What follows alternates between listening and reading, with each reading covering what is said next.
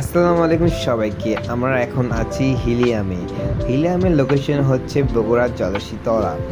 আজকে আমরা অনেক কিছু খাবো। এখন টেবিলে দেখতে পাচ্ছি আমরা ফ্রাইড রাইস আর চিকেন ফ্রাই, বার্গার, দেন চিজ পাস্তা, পিৎজা। এই চারটা খাবো আর আপনাদেরকে রিভিউ দিব আর বলবো খেতে কেমন এগুলা। চলুন ফার্স্টে পিৎজাটা খাওয়া যাক। পিৎজাটা অনেক চিজি, টানি দেখে বোঝা যাচ্ছে যে অনেক চিজ ভিতরে। খেয়ে দেখি। খুবই টেস্টি, পিৎজাটা দারুণ খেতে।